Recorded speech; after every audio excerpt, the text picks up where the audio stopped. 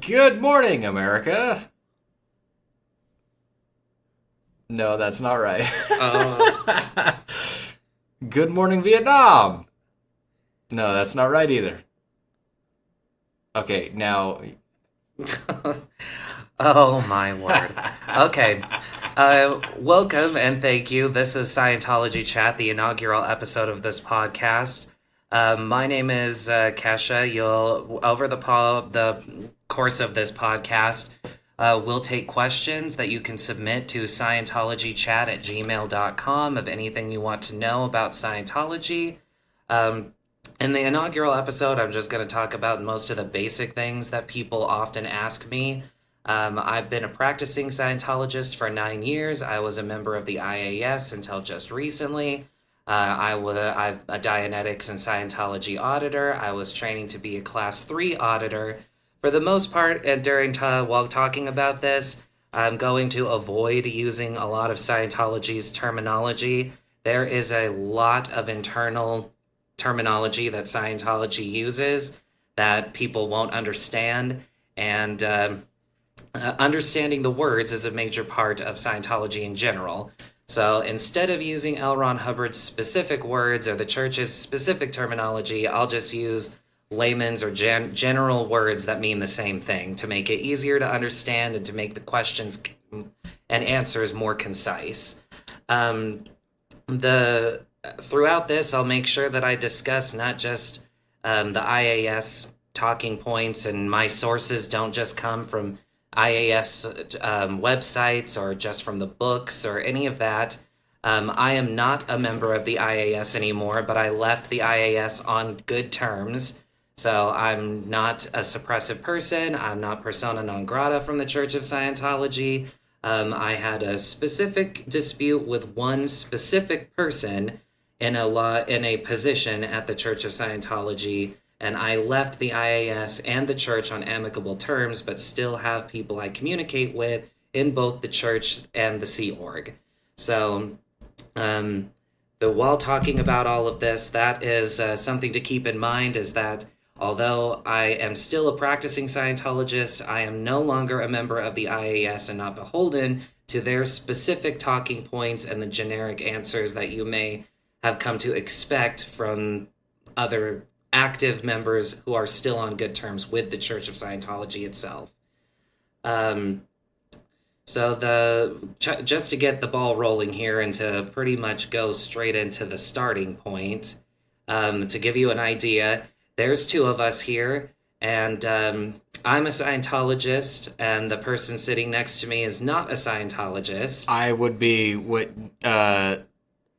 you would consider a layman. I would be basically a caveman, not knowing a lot of what is going on here, but I am here to learn with the rest of anybody who is watching this.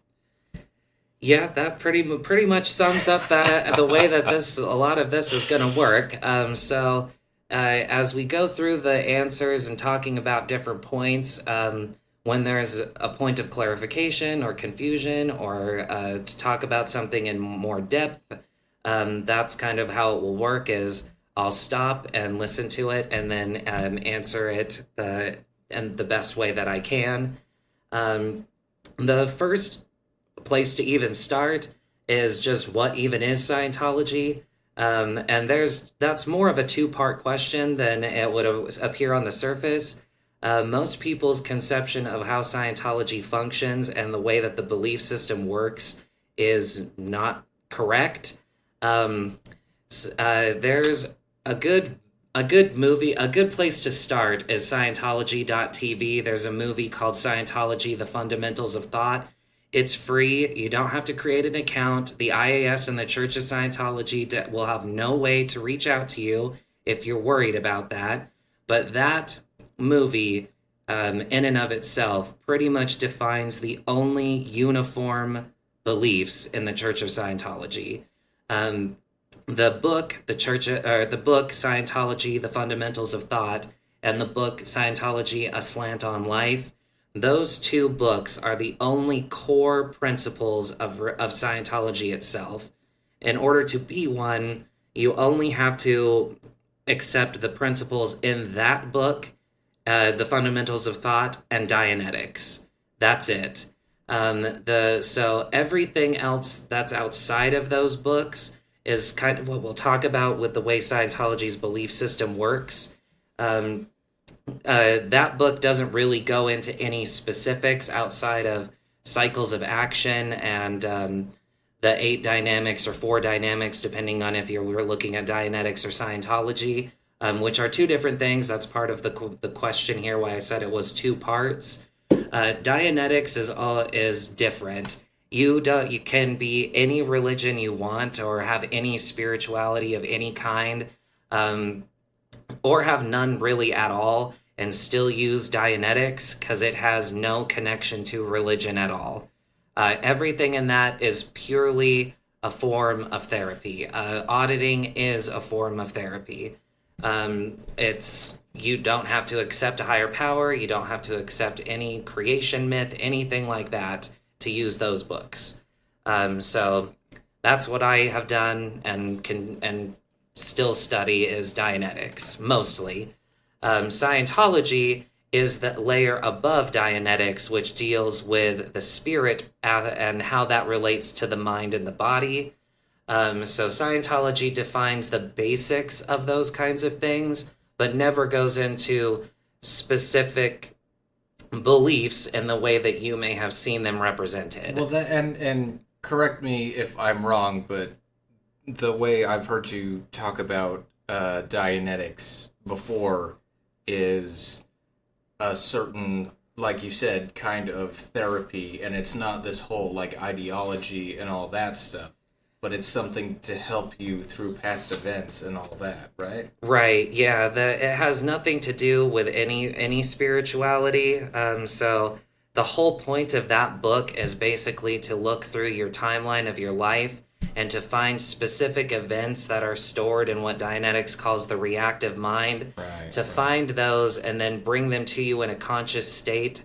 A lot of people think auditing and Dianetics are hypnosis, but the way hypnosis is supposed to work in a psychological setting is to bring a memory back to you, and then the person who is directing your hypnotic state directs you through what you're recalling. Whereas Dianetics tries to have you close your eyes and have you recall something and only ever asks you probing questions so that the answers you give, you're directing yourself through the recall exercise. You're not doing what they tell you to do. They're asking you to look at what you're seeing and explain it to the auditor.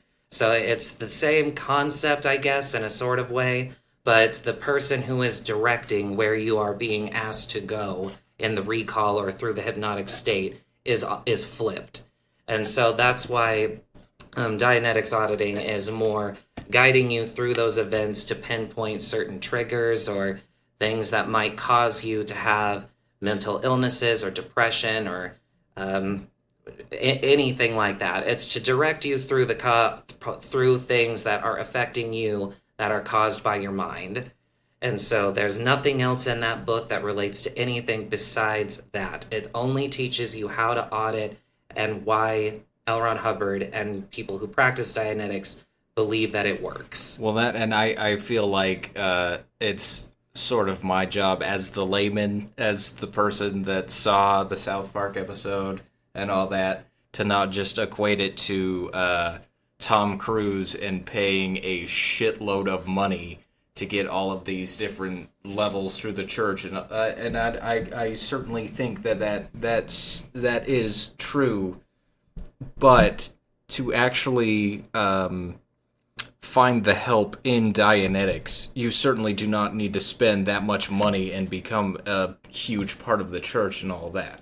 Yeah, so there's two different kinds of auditing. There is what's called a Dianetics auditor and what's called a Scientology auditor. It depends on what you're trying to reach.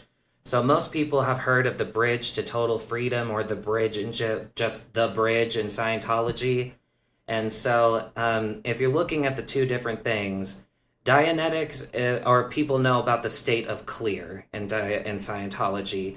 Clear is basically taking you back through your life's timeline If you think of your life and all of the things that have affected you in your life as an inverted pyramid reaching from the earliest moment to the most recent as it goes through your life and your experiences, the goal of Dianetics auditing is to take you back through through your life track or life timeline, to find the earliest memories for each specific thing that you want help with. And then when you find your main memory, the base of the triangle in Dianetics is called basic. That is, when you find basic and are able to resolve that issue, that core issue, that is how you attain the state of clear. So Dianetics is only purpose is to help you with mental illnesses to go, and I use that in air quotes, go clear. Scientology auditing is about going from clear up the other 90% of the bridge. That's where you get to the OT levels, that's where you get to the exteriorization, all of those aspects. That's to do with the spirit, so everything where you deal with the thetan, which is the Scientology word for your soul or spirit, all of that is Scientology. Dianetics is only your mind, and the state of clear is only when you feel like you have cleared your mind of all of the ailments. And so that's the difference. So Dianetics auditing is much cheaper, and you can do it outside of the Church of Scientology. There's a group called iHelp. Even if you're not a Scientologist, you can see a Dianetics auditor without ever being associated with the actual Church of Scientology. And so that's where it's like $30 for an audit for what can be a 2-hour auditing session. But then you get to Scientology auditing with the e-meter, and that's where it's way, way, way more expensive. Well, I was gonna say, compared to a regular like therapist or something like that, that would be considered cheap. Yeah, very true. So the e-meter is not used in Dianetics auditing. You can, I mean, if you're friends with a certain class of auditor, I believe it's class 1 auditor, you learn to use the e-meter. You can do Dianetics auditing, and they would be, if they were inclined, they could let you use one, but its intended purpose is for Scientology auditing, not Dianetics auditing. For anybody that is listening, if you are skeptical at all, don't think that you do not relate to me, because I am not a Scientologist. I do not understand a lot of this, certainly at this point. But the important thing is that you are open to understanding. That is the most important part. Yeah, that's definitely a good point. Throughout the whole process of this, I certainly don't want anybody to think of this as me trying to convince people to join the Church of Scientology. That is absolutely not the point. I don't want anybody to. The point of this is not for other people to become a Scientologist or any of that. So it's just that there's a lot of people and a lot of information shared that is about Scientology that is just wrong. It's inaccurate entirely, including from former members of the church, where what they say is completely inaccurate. And when we get to certain points later where we address some of the more well-known aspects of Scientology and some of it and things that have been more openly discussed in a way that I think is wrong, I will address and show you explicit evidence of why what they say is wrong. Not to say that you should believe it, but to say that what they have told you about it is false. So yeah, where it comes to moving up the bridge, there are actually 2 sides of the bridge. There is if you want to be an auditor, that's where you you'll find that a lot of the courses in Scientology to become an auditor, up until you become a Scientology auditor, are fairly inexpensive. Whereas the other side of the bridge is your personal journey up the bridge, where you work your way first towards clear, and then you can work your way towards the OT levels if you want to. Um, those are definitely expensive. Scientology doesn't give anything away for free. And L. Ron Hubbard said that the reason that he did that, and I definitely understand the criticism of why people may not understand compared to other religions of why everything in Scientology costs either labor or money. L. Ron Hubbard said that if you give a man something for free, that is the value he will take from it. If you make a man earn something, he will value it and actually use it. Is that kind of like the if you catch a man a fish, he eats for one day. If you teach a man to fish, he eats for the rest of his life. I think there's an aspect to that, but when I think of that and I think of the stuff in Scientology, at least for me, it makes me think of a car. The first car that I ever got was given to me, and so I didn't appreciate it and treated it like shit. So once I paid for one and worked to earn it, I took care of it and respected it more. And so that's why Scientology doesn't give things away for free. They feel, and I would be inclined to agree, that if you spend the $20 or you go out of your way to go to a library and check out a book, you would be more inclined to actually read it than if somebody gave it to you for free and then it just collected dust on your table. Well, I don't necessarily disagree with that, but that's like, take for instance my first car. It was bought for me for my dad. Granted, it was not an expensive car or anything new, but what was given to me by him was certainly treated as something special. Yeah, that's true. I could definitely appreciate that. I guess obviously everybody's an individual, but Right. I think the principle itself is something that everybody would be able to find something in their life where something that you work for and attain through your own efforts is more value. I think would be more valuable to you than something that you got from free, especially from the Church of Scientology. Because if they gave it out, most people would not give a shit because it came from them. Well, that, and if it's something you accomplish, that certainly would be something you would be proud of. Yeah, I do get that. yeah. So that, because all of the books in Scientology, that's why when it talks about what Scientologists believe, that's what I mean by only those two books tell you the basic fundamentals that every Scientologist has to accept.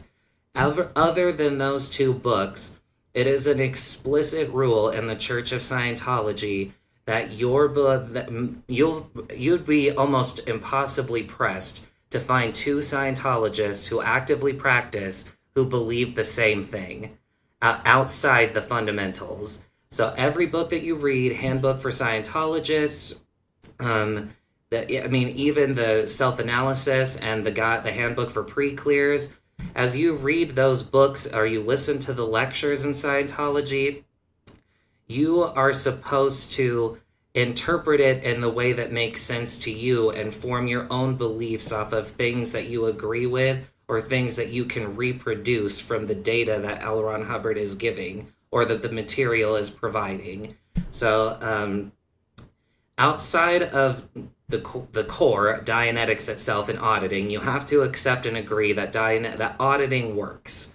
Then you have to, and that's just in general, for Dianetics if you wanted to use Dianetics for that. But for Scientology as a religion, outside the fundamentals of thought, every other book that you read or every other course or every other lecture that you listen to, if you have a case supervisor that is there with you in a course room and you're taking a course in Scientology, it is explicitly against the rules for them to interpret material for you. So If you don't understand what a word means, they can help you with that. Every Scientology course room is just full of dictionaries to help you understand the meaning of words. Because word clearing is an important part of Scientology. The beginning of every Church of Scientology book says on the first page, don't go past a word you don't understand. I was going to say, I would think that would be an important thing in reading in general. It doesn't matter what book that you're reading. Right. Right. Yeah. So that's kind of that's what I mean by that. Where when people say Scientologists believe something, that's not really right. If it's anything outside of the fundamentals of thought, then the phrase isn't Scientologists believe, it would be L. Ron Hubbard may have believed, or a Scientologist believes. Because one Scientologist cannot interpret the material for another one. That is explicitly against the rules. You have to read it and understand it for yourself and form your beliefs off of what you agree with and what you can replicate. So that's kind of why I would say that other than Dianetics and the fundamentals of thought, when in a lot of interviews, people will, with John Travolta, with Kirstie Alley, with Tom Cruise, and they're asked about Scientology, in every video I've ever seen, they always say, read the books. And so a lot of people have interpreted that as them not knowing what they believe. And that's not right. They say that because, like I just said, it is a core belief that you can't interpret the material for someone else. And so that's really the only way that I can put all of that together in the context of the religion is Dianetics and the fundamentals of thought to be a Scientologist. You don't need to be a Scientologist for Dianetics, but you do have to believe in that Dianetics works to be a Scientologist. Well, that makes me, not to take it off topic, but that makes me think of some of the basic principles of the U.S., where you should be free to speak your mind and think what you think. That is very relatable, I would say.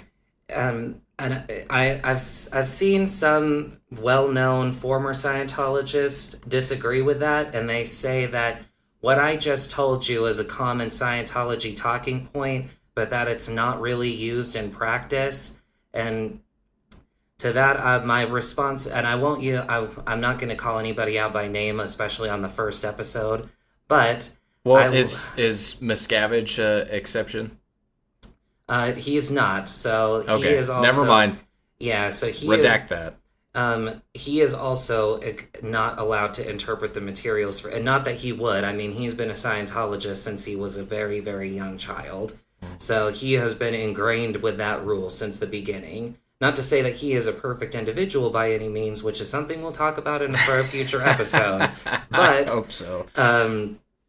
That rule applies to everybody. And so I have heard many stories in my time as an auditor of different Scientologists at different orgs breaking the rules. Oh, right. You were an auditor. Right. Right. Okay. And so that's where I will say is that if these people have examples of people breaking that fundamental rule, or as Scientologists, they themselves broke that rule, it's not correct to say that Scientology doesn't practice that rule. If you were to go into an org and talk to a case supervisor or talk to anybody in the org and ask them to tell you what a fundamental part of the church means, if they give you an actual answer other than to tell you to read the book or explain the technical definition of something, they are breaking the rules that you can read in An Introduction to Scientology Ethics, and it's also against the rule in the divisional executive handbooks. Wait, so hold on. Back up a second. So asking for the technical definitions of something is not something you're supposed to do? So asking for the technical definition is what they're supposed to do. Oh. So if you're like, what does exteriorization mean? And they can tell you that means that that means exteriorization is taking the thetan out of the body.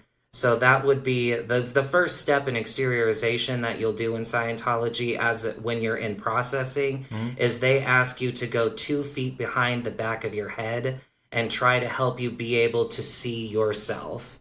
And so view yourself in the third person kind of thing? To make it because of the game that they were talking about in the video. They think the belief is that it helps you understand the obstacles that you face, the freedoms and the barriers and the power of choice, if you can look at yourself not through your own eyes, so you can see the impact that you have across the 8 dynamics. So they can tell you what I just told you, because that's the technical definition of what it is as it relates to Scientology, but they can't tell you what that means in a belief system. They can't tell you that means that you are actually standing outside your body. They can't tell you they can't tell you that it's a spiritual experience or a practical. They cannot interpret what that actually means for you. You have to read the instructions in the book and then try to do it yourself and then form your own opinion on what that data and those instructions say, and that is the rule. I do like the form your own opinion part. Yeah, I do like that. And that's just one example, but of the difference of what they can and can't say to you, according to the rules. So I would say that's a pretty broad kind of guide. The Fundamentals of Thought movie is actually, I think, a very informative. It gives examples and talks about it well, and the movie doesn't suck. It's not like a low budget, crappy religious movie. That's because we just watched that last night. To kind of get at least dip a toe in the water kind of thing. So I can't stress enough that if you really want to know at least the basis of what I will talk about later, that will definitely help. And again, you won't have to have any contact with the church at all. And I should say that I'm not exactly sober at the moment. We drink sometimes here on this podcast, but I will attest, I did watch that with him the other night, although I did not agree with a lot of the stuff that I saw in that program. It is certainly interesting and worth a watch. Yeah, that is that really lays the foundation for a lot of it. And so that actually is a draw to another common misconception, that Scientologists can't drink or smoke pot or things like that. I will certainly attest that is not true. Yeah, so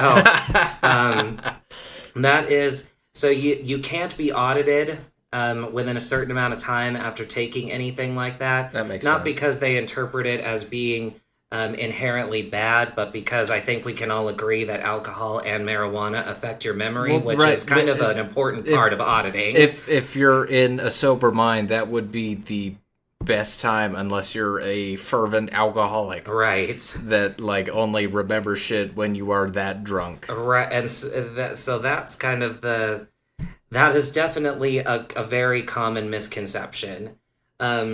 Another common misconception is that Scientologists don't do anything but Scientology related things, which is again not true. We'll talk about this later because I want to talk about how Scientologists feel about parodies of Scientology. But Episode 2 coming soon. Yeah. But Yeah, I played GTA Online with my case supervisor. More than I have. Yeah. So and that's a perfect example of something we'll talk about. GTA has one of the most well-known parodies of Scientology in it, Oh, really? and yeah, because Los Angeles, of course. So Right. um, City of Angels. so that is like double dispelling that rumor as that things that make fun of Scientologists still do, still play, still are aware of things like that. I don't know. Okay, for anybody that's listening, I do really think Tom Cruise is crazy. Apparently he thinks that he does not know, which I get. I do get, but I think Tom Cruise is crazy. Yeah, He I does can he does make good movies though. I can definitely see a lot of things that he says in interviews. I can tell when he's talking about something related to Well, no, Scientology. it's just that one Oprah interview. Yeah, I think. I can definitely. I don't. It's hard to Well, because he does there's seem like a really cool guy in some interviews. there's right. There's probably more than that because Yeah. I have not seen a lot of Tom Cruise interviews, but that is the one that really sticks in my memory. Yeah, I mean, you have to be kind of crazy to do all your own stunts and shit that Tom Cruise does. So Right. I have to definitely say that that part has to be true. I give him credit for that. So I don't. It's hard to take celebrities at their word but so many celebrities who are kind of awful have still said how nice and great he was. So I don't know. You have to take that with a grain of salt, but he does at least portray himself as a very like he would be kind of fun to talk to. Definitely be fun to talk to. Well, I bet he'd be fun to party with. That's for sure. Yeah, the only famous Scientologist I have ever met was Kirstie Alley. I met her at the Celebrity Center in Las Vegas in like 2016. Who's Kirstie Alley? Cheers. Wait, hold on. What? Yeah. Yeah, she's in. Diane? I no, I can't remember. I think she's a waitress. She comes into Cheers. It's not Danny DeVito's wife, is it? No. Let me look. Okay, yeah, look this up real quick. This is important information we need to know, people. Oh, okay, yeah, Rebecca. no, I remember her. Yeah. Right. So- She's the one that is in love with her boss. Okay. We haven't got that far in Cheers yet. I don't Well, think. no, we got to a certain point, but that was certainly part of the story. Okay. Yeah, so she's the only well-known celebrity Scientologist I have ever personally met. Interesting. Yeah, and she was very, very nice. I wasn't even like a part of it. I was just that our family was just in Las Vegas on our way to visit my aunt in Lake Havasu, and this was when I had only just become a Scientologist, and I asked my mom to take me there so that I could get some materials and talk to people in person. For the vast majority of when I was first starting as a Scientologist, I didn't live anywhere near an org or any other major Scientologist. It was mostly through emails and reading the books and extension courses and things like that. So, yeah, but I met her and it was very nice. That is very interesting. Yeah, so, Christy Louise Alley. yeah. Nice. Can't remember what we were talking about now other than Tom Cruise. I mean, oh, okay. So we're kind of following a bit of a guide on our first episode here, just to kind of, I don't want to forget anything and really go into the topics because in the first episode, I at least want this to be a foundation piece upon which everything else and we talk about builds so that if you don't understand something, you can easily go back to episode 1 at any point. And so the next thing is the obvious, a very, very common question is Scientology a cult? I don't personally think so, because I don't think Scientology contains... I think Scientology skirts close to a particular aspect of a cult in one regard, but I'll explain why I don't think that makes it one. Well, I was gonna say it's certainly not along the lines of Ruby Ridge or Well, yeah, what's the Waco. Waco, right? Yeah. Yeah, it's yeah, because it's a recognized church, right? Yeah, well, after the I told you Scientology was the biggest spy operation against the U.S. Right, government, right, yep, so yep. it wasn't a church until that came to an end, where basically the IRS said, if you stop spying on us, we'll recognize you as a religion. Well, God, I was gonna say it certainly didn't have any ramifications like the who was it, the Rosenbergs in the 50s, Yeah, the couple that got executed. yeah, I can't remember how many. I think there was something like 50 Scientologists who went to prison in Oh that at boy. the end of that. But yeah, it definitely. Yeah. So, and we'll kind of talk about that later too, because there's something important that I want to touch on with that. And that is, and I'll expand on this more, but between 1950, when Dianetics came out, up until the 90s, when at the end of Operation or not Operation Paperclip, Oh, Opera, good old Operation yeah, Paperclip. Operation Snow White, which you can look up on Oh, Wikipedia. That was right. what it was called.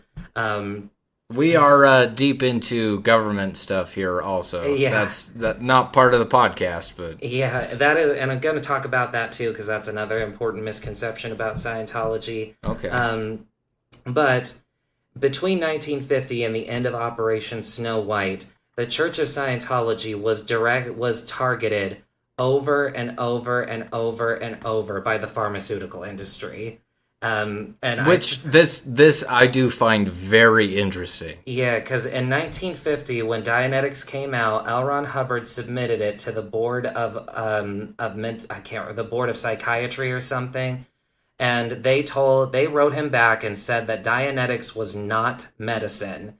Then a year later, when L. Ron starts opening Dianetics bill centers across the United States, the same groups of people who told him that it wasn't medicine started to try and prosecute him and shut them down for practicing medicine without a license.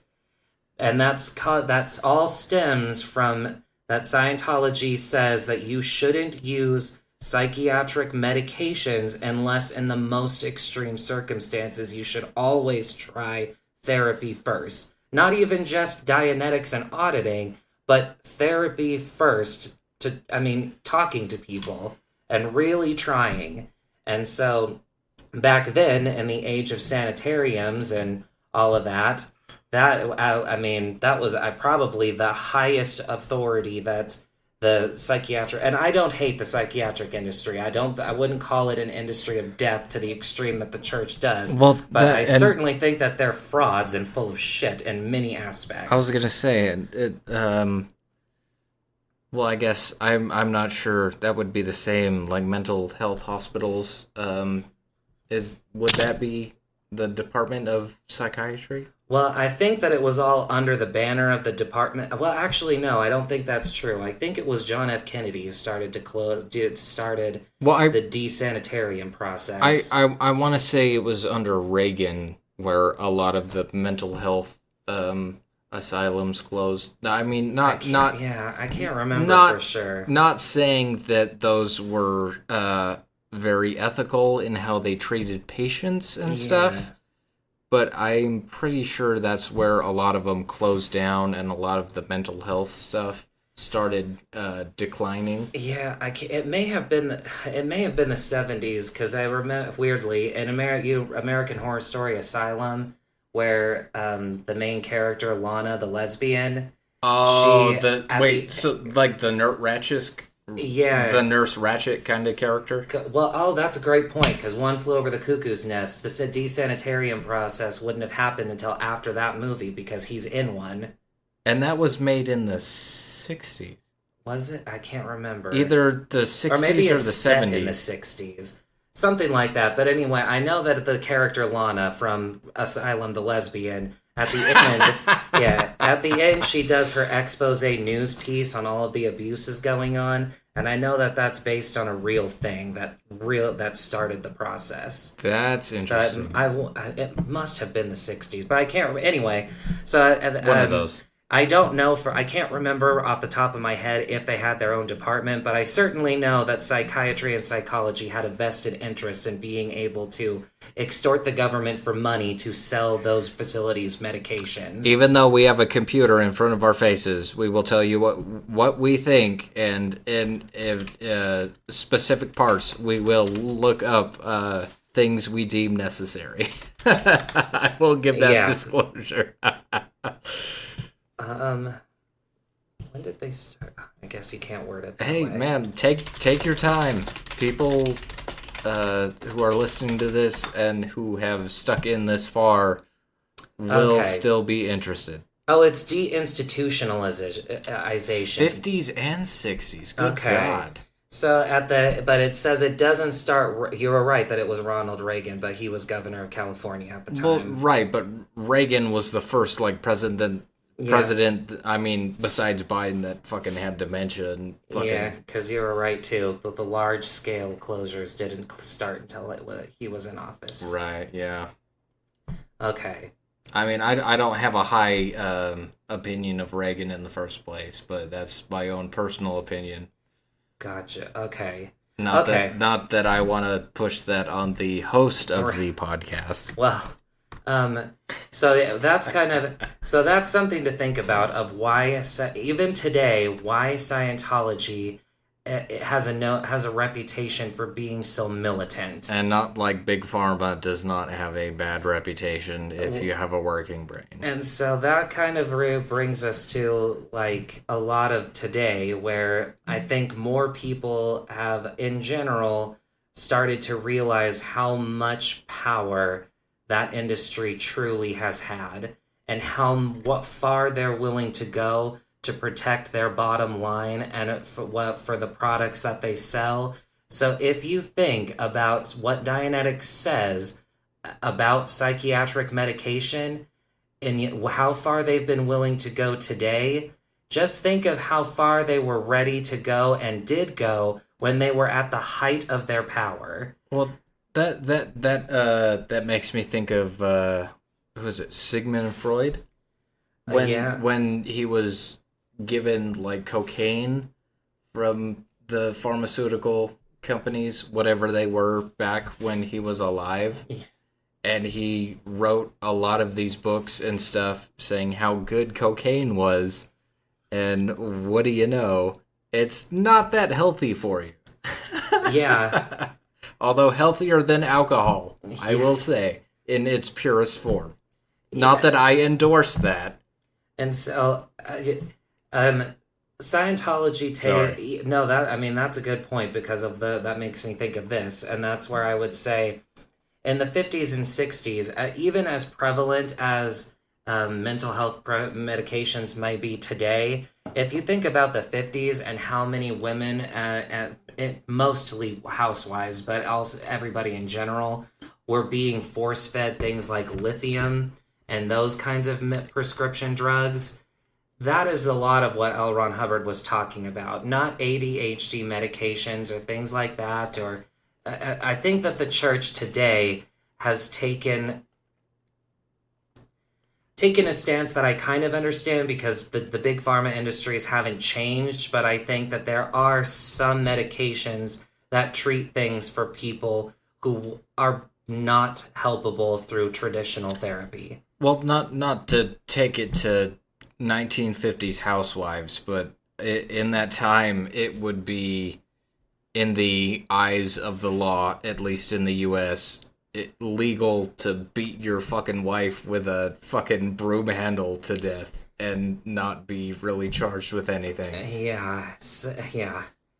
Which is another subject we will probably talk about in some other unnamed part of the podcast. And that's what I want to say before I get back to where we started with Scientology being a cult. The first thing I wanted to address was Scientology's militancy that it still has today, and I think that what I just told you was the foundation for a lot of Scientology's secrecy, their internalism, why they protect themselves so much, is because of how the way that they were forced to exist. I mean, you have to be pushed. A lot of people think that L. Ron Hubbard was only trying to get that the recognition as a church by the IRS to avoid taxes, which to me makes no sense at all. Because in all of his books, he talks about patriotism to the United States and to your country a lot,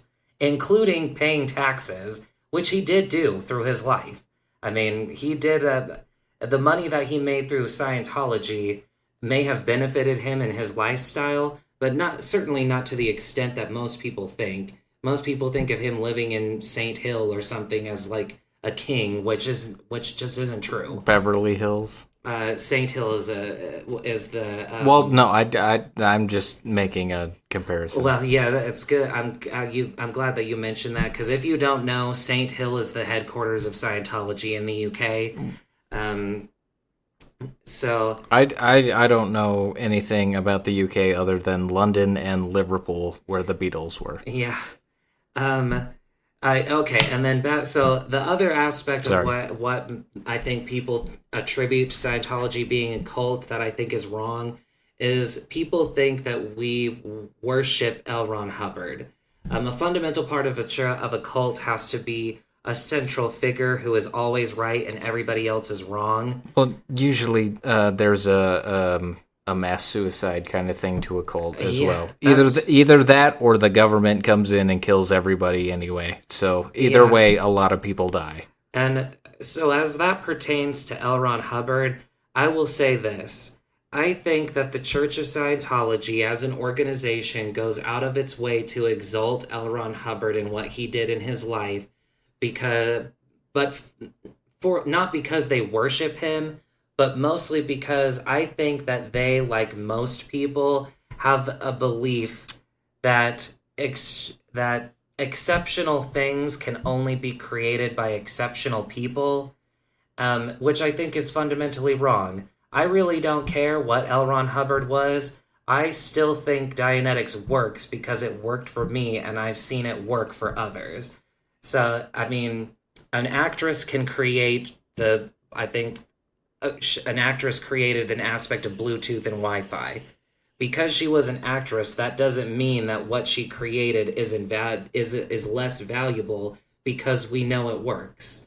So I don't. That's why I think the people get the wrong interpretation. The Scientologists definitely hold L. Ron Hubbard into high regard, but they definitely don't worship him. They don't think that everything he ever said is 100% true. But I think Scientology makes a mistake in propping him up so much because, like I said, they may think themselves, and they may think other people believe that exceptional things could only be created by exceptional people. Well, is that the kind of the same route where it's like, of course, the individual is different from the ideology? Yeah, I would say so, because L. Ron Hubbard everybody always talks about, I'll give you a good example of Dianetics. Okay. People who have never read Dianetics, but have read things like the Wikipedia page. I have not read Dianetics, by the way. Yeah, so a lot of the times you'll see people say, L. Ron Hubbard stole this from here, stole this from here, stole these ideas from here. Right. In the Dianetics seminars and in the book, he talks about all of those examples and how he learned about them and then studied them and then tried to and used them to form Dianetics. And there are many other people that he cites by name that helped him throughout the whole process of all the books he wrote. His name may be on the cover, but it would be wrong to say that Scientologists believe that he did everything and that's why we worship him. He didn't. He didn't even invent the e-meter. All Scientologists know that, and so the idea that he is our messiah of some sort is wrong. You would only get that impression if you were led to believe that without actually reading the materials. So, L. Ron Hubbard is not our cult figure. Like I said, his name is on the front of all the books, but he very clearly gives the other people credit throughout all of his lectures and all of his materials. And so it's a lot like conspiracy theories. People don't believe Princess Diana could have died in a car crash because that's too mundane of a thing to kill such an exceptional person. So the Church of Scientology says that if L. Ron Hubbard was a mundane person, he could not create something as exceptional as Dianetics. Well, my thoughts on that is I don't like they a lot of people say, and I've seen this a lot, is the difference between a cult and a religion is the amount of following that it gains. Yeah, I would say that that's accurate. But L.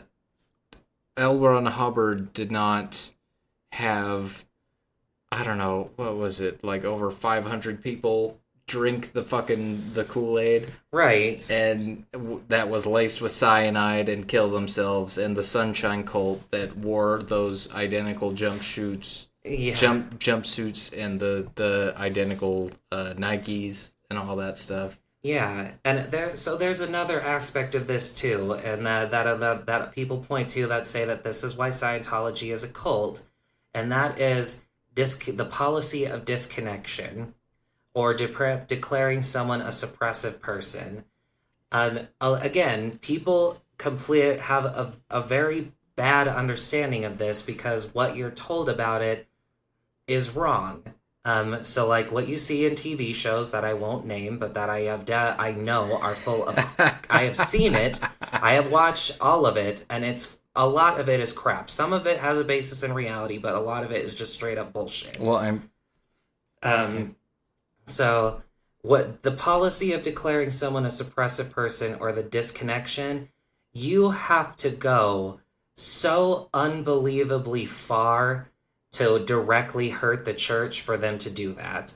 You don't have to, in my Dianetics studies, I wrote in my auditing course book sometimes that I specifically disagreed with L. Ron Hubbard and that I thought that what was in that book was wrong. An example would be abortion. I wrote in my thing that I thought L. Ron Hubbard, and by extension, the Church of Scientology's policy on abortion is wrong. And I wasn't kicked out or declared a suppressive person or anything like that. If I had went on TV and talked about how I disagreed with that or anything like that, they would not have done that to me. Like I said, I left the IAS because of a disagreement with a very large and well-known in my local org disagreement with one person, and they still didn't do that. But even if you're disconnected or declared a suppressive person, you can still go back to the church. You can, even if you don't rejoin the religion, they will lift those policies if you file an appeal. The Church of Scientology has an internal system you can read about, and if you wanted to, you can get the book, An Introduction to Scientology Ethics, which is basically like the code. The Catholic Church has a similar one. That goes over the processes and how things work on that aspect of the church. So it's not like a forever thing. They don't send people after you to kill you or anything like that. It's not until you start specifically lying about and targeting individuals or the church as a whole. So, and that's why a lot of the people that you see are ordered to disconnect. And that's because, I hope that through talking about this, as I give you very specific and easily seen on your part examples of how they are lying, that it will make sense. Because I'm not just calling them a liar because they talk shit about the church or anything like that. I'm going to give you specific things in very basic and free materials that show that what they are saying to you is wrong. And I attest to this as somebody that this dude knows so much it makes my brain hurt. Yeah. Well, so we'll get to that as we go along with different aspects of that, with disconnection and things like that. But that's just what I wanted to say is, that people think that the disconnection policy is evidence of how Scientology is a cult, but I would say that, I mean, obviously the comparison to excommunication isn't exact, but or disfellowship and the Jehovah's Witnesses may be close, but in Scientology, there's something called the tone scale, and a part of the tone scale, which you'll understand when you watch Fundamentals of Thought or read Dianetics. In the tone scale, it says that the people you surround yourself with can either lift you up the tone scale or pull you down it, which I would say everybody can agree, at least in a fundamental level, that the people you surround with can either lift you up or bring you down. And so a major part of why disconnection exists is if you go so far, the Church of Scientology and the beliefs of the church, which are core beliefs, not something that come from the fundamentals of thought, is that that person is genuinely harming your ability to rise up the tone scale and be a better person. That's how far you have to go, and that's why the church takes that drastic action. It's not to punish you or anything. You really have to go far to be disconnected in the church.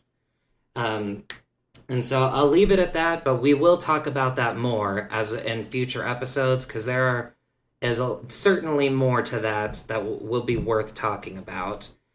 We've kind of gone over the bridge already. If you have specific questions about the bridge, you can get a free bridge from Scientology's website. As we go through this, I'm actually going to reference both the bridge and the guide to the materials, both of which are free. You can get them for free from the website. But that would be the two things. We kind of went over the financial costs. They definitely get way, way, way more expensive and everything, but it's like we talked about. Scientology assigns a value to what it believes that it is giving you, and it believes that by working to pay for those things, or working through the Sea Org or whatever, that that will make it something that you appreciate and pay way more attention to. Again, that will be something that we'll talk about later because of the Wall of Fire. I'm not going to talk about anything else from the Wall of Fire until we get to a specific milestone here, but we will definitely talk about it. If you have specific questions you want to ask about it, feel free. I'll give you the email again at the end, gave it at the beginning. So that's really really what we had today. So, kind of we talked about the basics of the church. We talked about if Scientology is a cult, all of the different aspects of the religion, the core beliefs. I can't emphasize enough. I mean, even if you just listen to it as background noise, you don't even need to see the visual part of it. I can't stress enough, if you want to at least get a tiny understanding of what Scientology is, just to watch that video. If you have any questions about the video, I'd be more than happy, because I can interpret that for you because it's the core beliefs of the religion. Was there anything else that you can think of? Well, no, I cannot stress enough how much importance there is in asking questions and understanding. That's really the gist of my position. I mean, yeah, that's pretty much it. Yeah, that's I mean, if you have more questions about what I talked about, definitely let me know. There is no question about Scientology that I won't answer at different points depending on where we're at in the over the course. Right, we do have a show we need to maintain here. Right. And then not to put any pressure on any viewers. Yeah. The last thing is, if you do want to know, like, I'm not saying this because I want you to join the church or anything.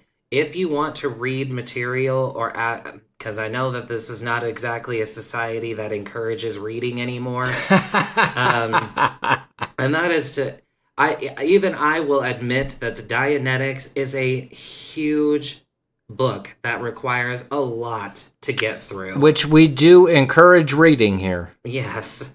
But all of Scientology's books are free on Audible if you have a subscription to them. Oh, really? I didn't know that.